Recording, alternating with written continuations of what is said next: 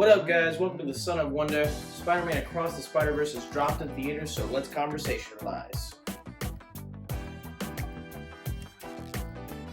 What up, guys? So I've been away for a while. I've been on vacation with my family, but I'm back now to review Spider-Man Across the Spider-Verse. And it's funny because I went into this movie pretty skeptical. The trailers had not won me over, and I'm not the biggest fan of the first movie like everybody else is. I think it's okay. I think it's, good, decent movie.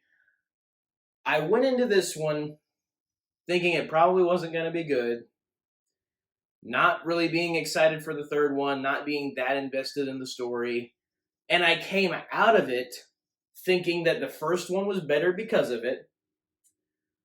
And being upset that I had to wait a year to see what was going to happen next in this story. So, Spider-Man Beyond the Spider-Verse, the third one in this trilogy, is now probably way higher on my most anticipated list of movies for next year because of this movie. And that is exactly what a sequel is supposed to do. It's funny, I was hearing all the buzz before I went into it, like it's like a masterpiece, it's one of the greatest of all time, best Spider-Man movie, all that stuff. And maybe for me, not masterpiece, because masterpiece is very like this is like the best, perfect ever. And I don't know if it's to that level. That level is more like Dark Knight for me. Still, though, it's pretty darn close. I did not expect to love it, but I actually really loved this movie. And I loved it for quite a few different reasons. I never really was that invested in the characters of Miles Morales and Gwen Stacy, Spider-Woman, and really just the Spider-Verse in general as an idea. I've never been that big of a fan of, mainly because I am a hardcore, diehard Spider-Man, Peter Parker Spider-Man fan.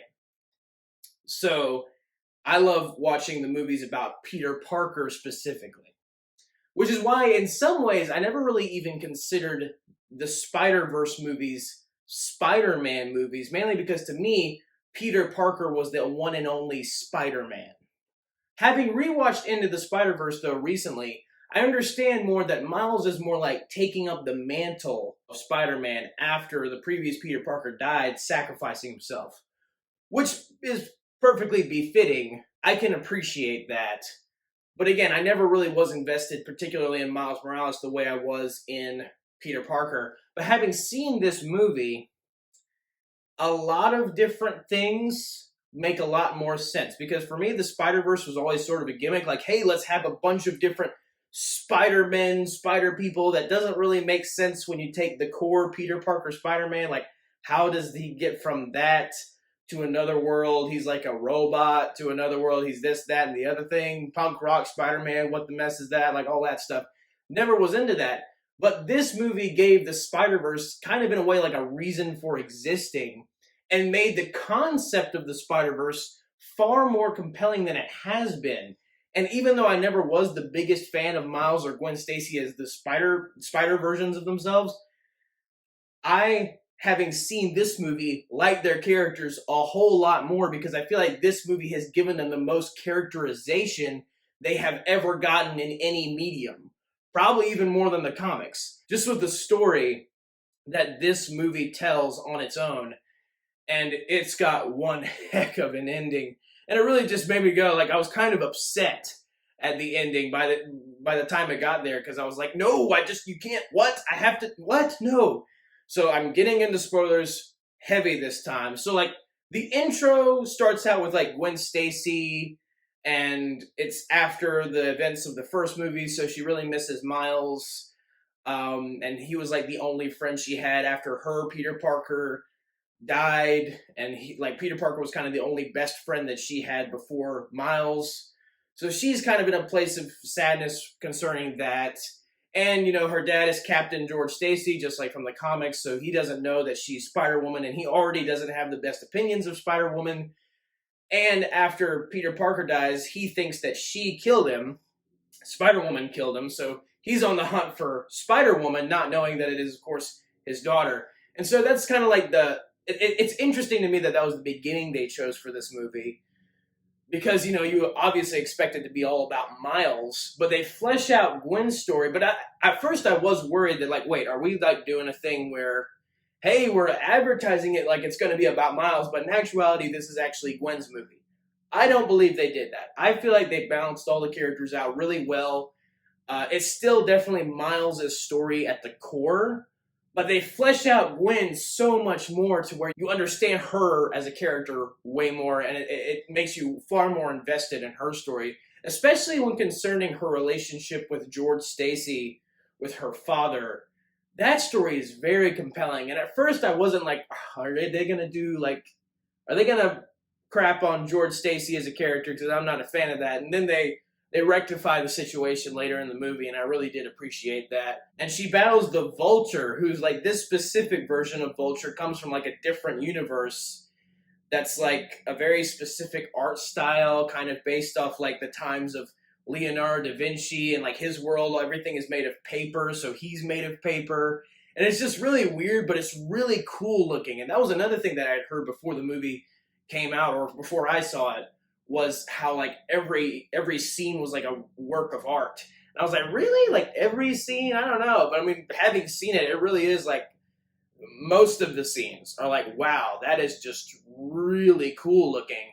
And Gwen's world specifically, like especially the scenes where Gwen is having her emotional moments with her father, it's like watercolor is like the art form they chose to use for her world. And so like the watercolor kind of changes when different things happen in the scene that either lift the mood or bring it down. And it's just this really cool way of conveying the emotions of the characters, as well as just it looks awesome. And it just like the idea of using watercolor in animation really makes this a great animated movie in general, outside of superhero or outside of Spider-Man. Really just good quality animation. But then Miguel O'Hara shows up as Spider-Man 2099 and helps Gwen take down Vulture. And then he basically reluctantly has to include Spider-Gwen in the elite team of spider people that are responsible for keeping certain villains. It's kind of interesting because Spider-Man 2099, as the leader of all of the different spider people across the Spider-Verse, across the Spider-Verse, nice. It's interesting because he kind of serves a very similar purpose that the TVA served in Loki, which was like pruning the timelines, or in this case, making sure that the villains, or really just any person who isn't in their respective universe, be in their respective universe. Because if they keep hopping universes, there could be great like multiversal calamities, like there was in Spider-Man No Way Home, like it seemed like there was going like the start of in Loki. So very interesting to me that his job and the whole elite crew of spider people's job is that similar to the TVA, and like keeping the timeline secure as well as the multiverse secure. And obviously for Spider-Man 2099, specifically the Spider-Verse secure. But you have this really emotional moment where Spider-Gwen reveals her identity to her father, and her father he seems like he's going to arrest her anyway, and she kind of just doesn't want to deal with it at the time, so she goes with Spider-Man 2099. And I was worried for a second. I was like, well, you shouldn't run away from your problems. That's not what Spider-Man is about. And then she, sure enough, comes back and rectifies the situation with her father. They talk it out, and he ends up quitting the police force because he would rather, love his daughter and do the right thing for her, concerning her, than have to do his duty as a cop, which would be arresting her since she's a vigilante. So I thought that scene was really well done. It was nice, and you get these same moments from Miles as well. It was really nice to have these emotional moments where Gwen confronts her dad and Miles, talks to his parents, and they each have these moments where they can just kind of come clean with their father or their mother in these respective situations. And it really just fleshes out these characters a whole lot more when they're just able to say what's on their mind to like the person closest to them. And it's just really well written dialogue. And I would say another great thing to compliment for this movie is the pacing is really on point. Like, so many other movies coming out now are either too fast or too slow, or just there's just some kind of pacing issue. Like you get into the plot too fast, or you don't get into the plot fast enough. But in this movie, they really pace it very well to where there's still exciting or funny stuff happening, and you don't feel like it's dragging, nor do you feel like, okay, this is happening way too quickly. I need to understand better what's going on. It takes you through the story. It doesn't hold your hand through the story, but it does what a movie should do. Like you're watching it play out the way it should play out with these characters, and nothing is feeling like it's being rushed, and nothing, again, likewise, is feeling like we're taking way too much time on this one specific thing. So that's a really big compliment for this movie. And then to get to the Miles side of the story, he's kind of having struggles. Like he wants to spread his wings, he wants to try new things and learn new things, but his parents just kind of want him to stay in Brooklyn and kind of just learn what he needs to learn there. And they're basically just concerned that he's going to spread his wings too much and end up getting like involved with the wrong people. And the story is basically about his parents trusting him enough to know what the right thing is and to do that right thing. And obviously it plays on the whole thing, like they've played this with Peter Parker many times concerning Aunt May, where because Miles is having to keep his identity a secret from even his parents, he keeps getting in trouble for not being on time for certain things and messing certain things up. And it's all because he's Spider-Man and he's doing the right thing by being Spider-Man and helping people. But he doesn't want to tell his parents that, because if he tells his parents, they're going to freak out and not let him be Spider-Man anymore. At least that's what he has set in his mind. And that was the same thing that Tom Holland, Peter Parker, had set in his brain with Aunt May in Spider-Man Homecoming. So it was nice to see them flesh that out with Miles this go-around. Because in the first one, it's really all about Miles becoming Spider-Man, so you don't really get to see the dynamic of him having to be Spider-Man while also having his parents still looking after him and telling him what to do. And so this dynamic is really fleshed out in this movie specifically. And that brings me to the villain of this movie, or should I say one of the villains, the Spot. Now, I saw, they had some stuff of him in, the trailers, and all the stuff in the trailer just made him look like an absolute goofball. And I actually am familiar with the character of Spot from the Spider-Man cartoon in the 90s, the 1990s Spider-Man animated series, which I absolutely love that cartoon. And speaking of Spider-Man cartoons, there are a few Easter eggs in this movie that concern the Spider-Man cartoons of old, and I thoroughly appreciated those Easter eggs. But Spot in this movie is definitely a goofball, but how threatening he is, that level of threat is increased as the movie goes along. So at first, they're making a bunch of jokes about how stupid he looks and, blah, blah, blah. And there are some pretty funny jokes in that mix. That's another thing, is that this movie actually is really funny and made me laugh way more than I expected it to.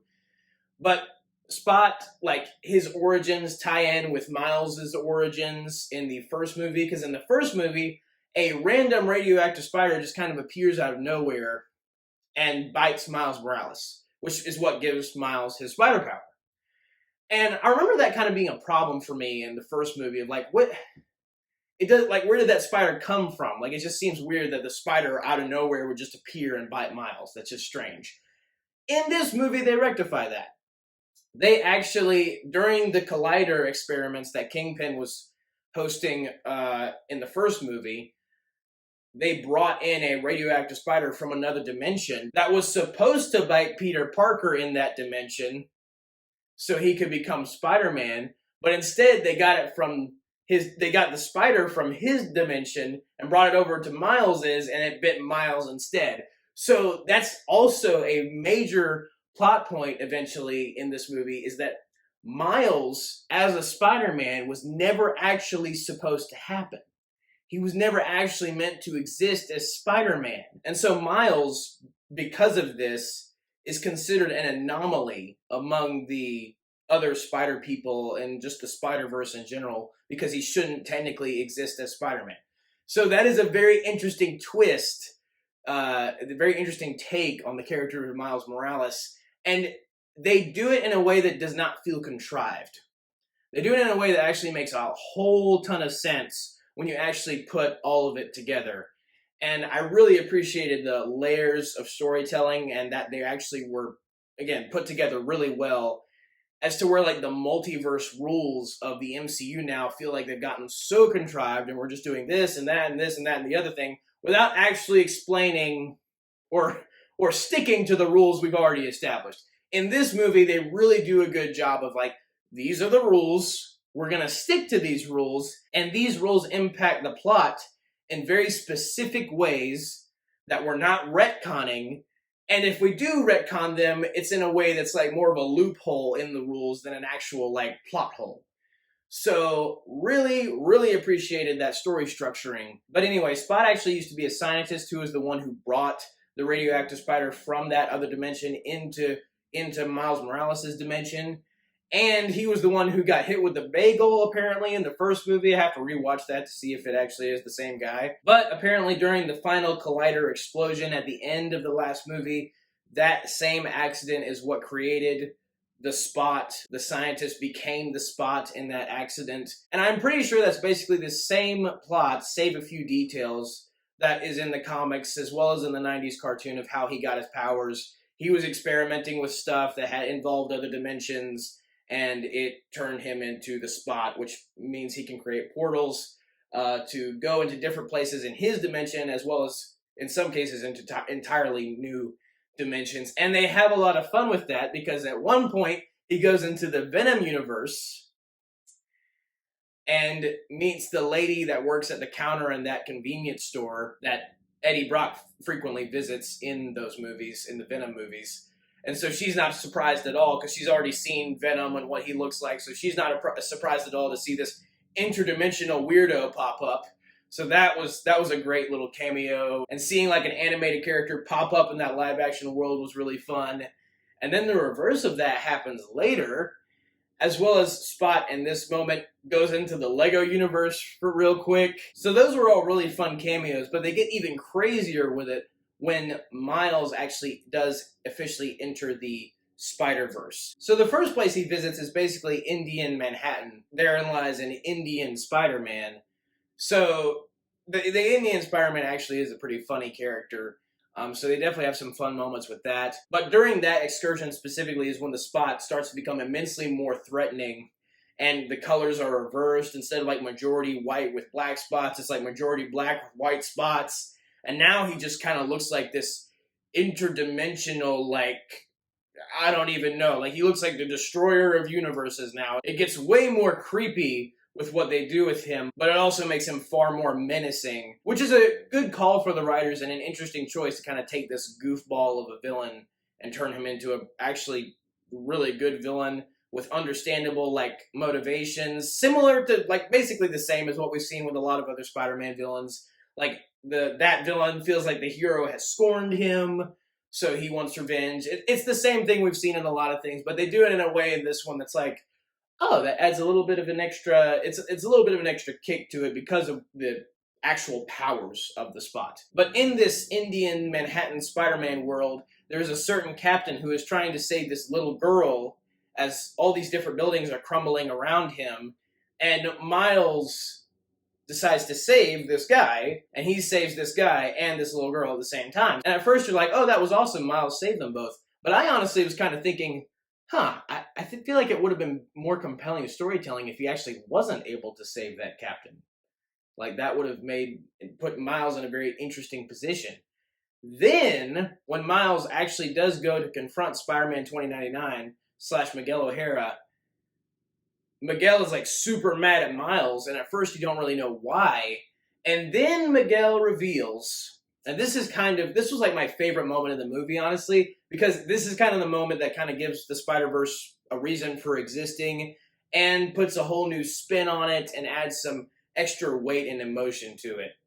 He reveals that across the board for like all the Spider people, there are what's called canon events, meaning that there is a certain thing that has to happen for all the different Spider people in their history for them to become Spider-Man and stay Spider-Man. And you see a bunch of different examples of these canon events. Interestingly, one of them I saw is, I'm pretty sure, either, I couldn't make it out exactly, either Peter Parker becoming Venom or Eddie Brock becoming Venom. And the fact that that's a canon event that has to happen for all the different Spider people, that is very interesting to me.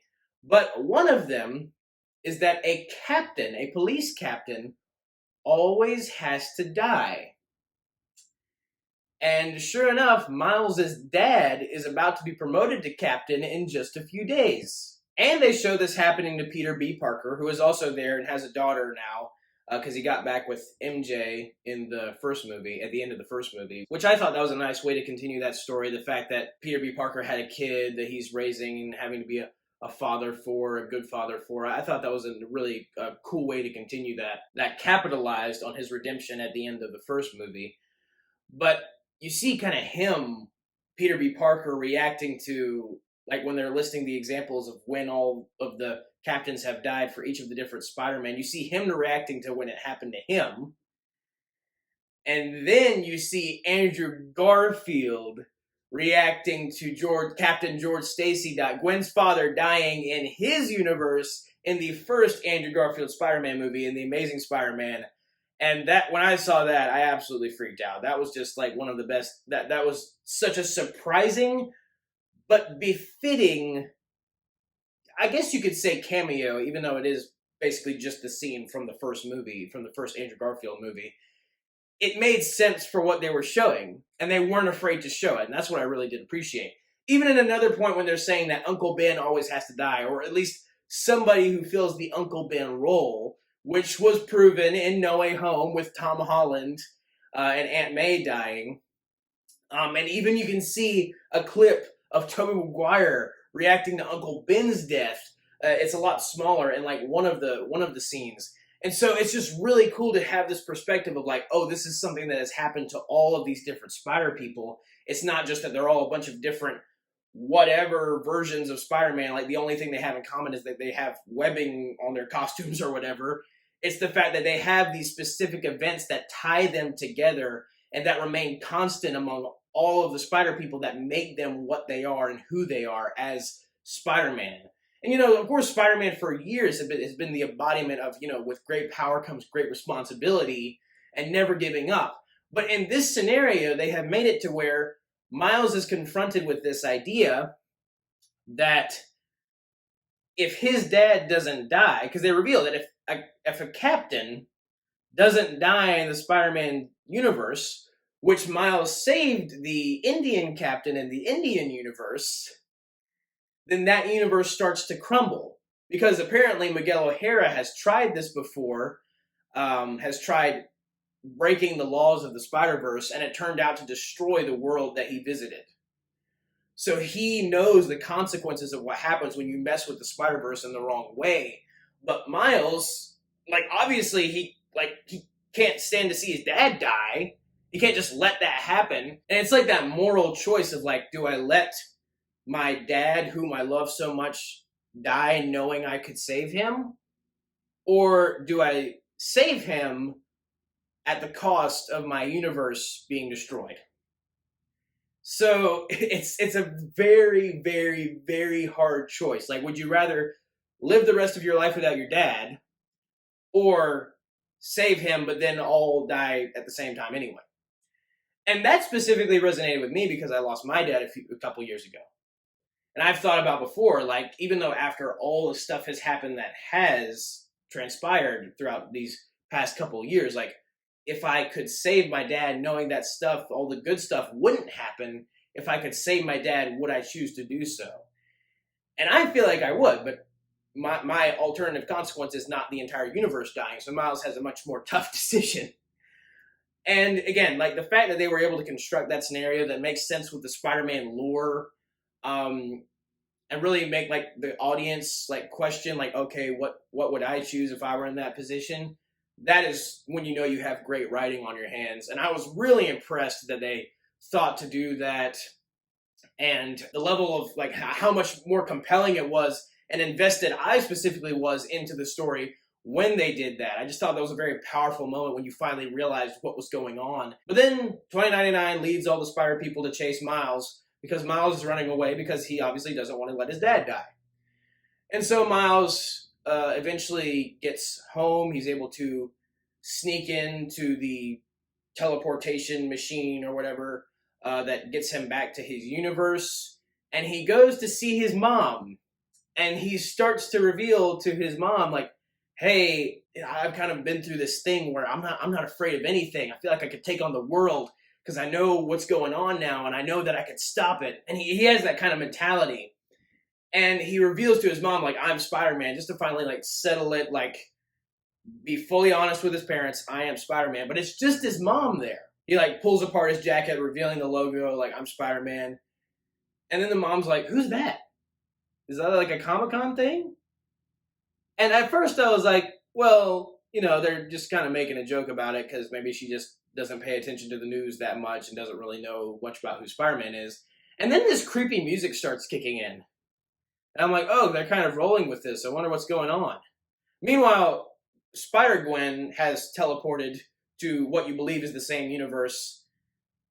And you think she's listening in on the conversation that Miles and his mom are having. Then Spider-Gwen walks into the same room and no one's there. And Miles is with his mom in that room. But to Gwen, there's nobody there.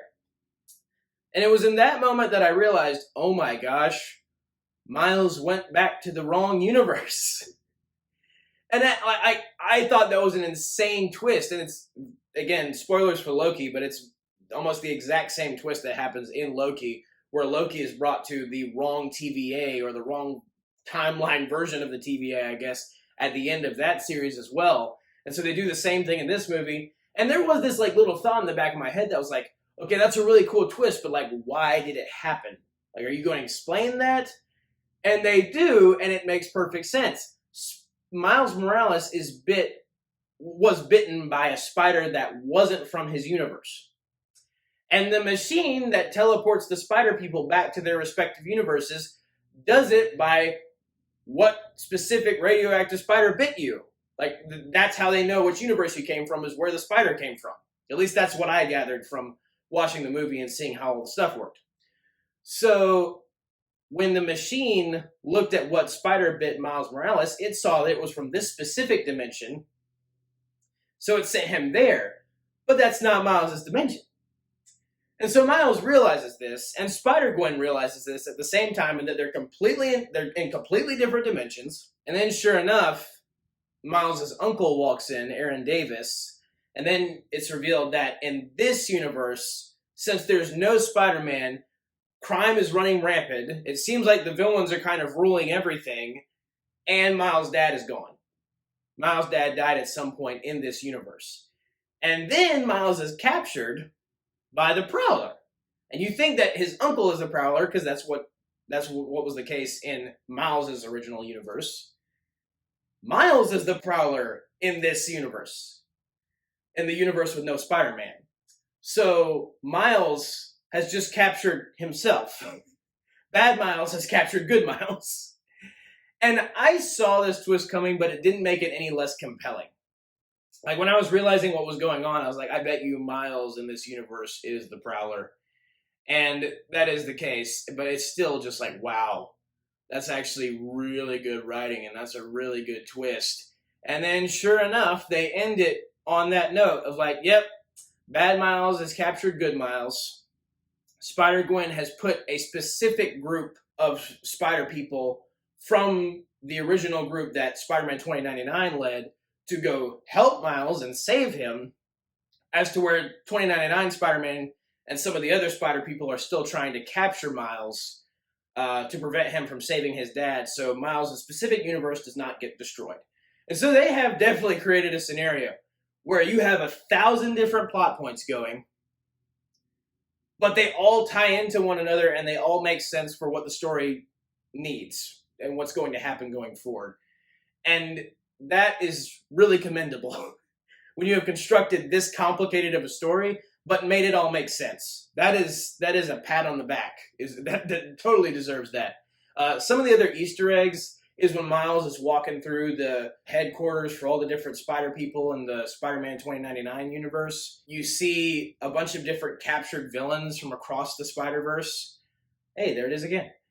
And one of them is Video Man, who was a bad guy from Spider-Man and His Amazing Friends. Very old Spider-Man show, I believe, from the 80s. And me and my mom have seen all the different Spider-Man cartoons. So if anybody was going to understand and get the Easter eggs and references to those cartoons in this movie, it would be me and my mom. So I am one of the 15 people on this planet that saw Video Man and was like, yes, I know who that is. And literally, if the rest of the movie had been garbage, that by itself would have been just like absolute gold. Yes, I cannot believe that you guys actually thought of Video Man and put him in your movie. That is just the best. Very obscure bad guy just from that show. I'm pretty sure. I don't think he's from the comics. But he's like this flat, pixelated bad guy like that comes from a video game that Electro created in Spider-Man and His Amazing Friends. Go check out that show, by the way. It is wonderfully campy. Another awesome cameo is there is another Prowler from another universe, but it's Donald Glover as Aaron Davis / the Prowler, who was introduced in Homecoming. Almost said No Way Home. In Homecoming, just as Aaron Davis, though, like he wasn't in Prowler mode then. But they allude to him being the Prowler. And in that movie, Aaron Davis says that he has a nephew. So we see Donald Glover Prowler from the MCU as one of the villains that's trapped amongst the other villains from across the Spider-Verse. And that was just a phenomenal cameo. And I was glad to see him, because we haven't seen anything of him since Homecoming. So it was nice to know that he still exists. And I really need them to incorporate that in the MCU at some point. Although he's captured by all the different Spider-Verse people now. So I don't know. I don't know what's going to happen. The other most delightful Easter egg, not Easter egg, but like, I guess cameo you could call it, is they go back to the Lego universe. And you see Lego Peter Parker at the Lego Daily Bugle with Lego J. Jonah Jameson, voiced by J.K. Simmons. In fact, you see J. Jonah Jameson and hear him in a bunch of these different universes, and they're all voiced by J.K. Simmons. And of course, I mean, you wouldn't get no one else to do J. Jonah Jameson at this point. So I love that. But you see Lego Peter Parker, and he like does like it's in like the Lego movie format basically. So like does the thing where he just puts his arms up over himself, and then all of a sudden he's in his Spider-Man costume. And I forget exactly what he contacts Spider-Man 2099 about when he calls him. But then Spider-Man 2099 is like, good job, Spider-Man, you're one of our best. And that was just like, again, in that moment, it was like, no matter what happens from here on out, or what has happened before, that is one of the greatest things I've ever seen in a movie theater, is Lego Spider-Man on the big screen, included in amongst all the other different Spider universes. That is just the absolute best. Also, I get a reference and a couple Easter eggs to Spectacular Spider-Man, which is one was always, as a kid growing up, one of my favorite Spider-Man cartoons. So in the same scene where you see a clip of Tobey Maguire reacting to Uncle Ben's death in like this small part of the scene, you also see Spectacular Spider-Man Peter Parker reacting to Uncle Ben's death. And Spectacular Spider-Man actually shows up and says like one thing to Miles. He shows up with all the other Spider people. And I think you also see, there was a specific Spider-Man cartoon that I believe was in the 90s where like Spider-Man went to this like entirely different version of Earth. And like Peter Parker wears this very specific spider costume. I'm pretty sure the cartoon was called Unlimited Spider-Man. But it was just absolutely delightful to see all of these different Easter eggs to these cartoons that I grew up with, especially seeing Spectacular Spider-Man. That was freaking awesome. And they did the pointing thing. They did the thing like when 2099 says, all agents attack Spider-Man, and they all point to each other like, you, there's Spider-Man? Like, it really is awesome. So this was a very awesome movie. It had some delightful moments, and it had some heartbreaking moments. It had some insanely just emotionally impactful moments. The stuff with Miles and his dad, like their relationship was really resonant to me specifically. Really just his parents, him and his parents in general, as well as Gwen Stacy and her father. just all of the relationship stuff really worked. So I really enjoyed this movie, actually. I thought it was great. I thought there was a ton of stuff to love, and I did not expect to love it as much as I did. I actually clapped with everybody else when it ended, and that was not something I was expecting to do. So the movie really impressed me, and I would say, since I'm not the biggest fan of Guardians 3 and Shazam 2 and Quantumania were just not good, I would say by far this is the best superhero movie of the year. And if another superhero movie comes out, which The Flash is the best bet of what would be better, if it is better, I actually think that's a pretty high bar. Like, if you're better than this movie, that means you're, like, really good. That means you probably are a masterpiece, honestly. That's how much I actually like this movie, which, again, I myself am shocked at. So, thank you guys for watching. Have a very blessed day. May the Lord be with you. May the Force be with you. Goodbye. And that's a wrap.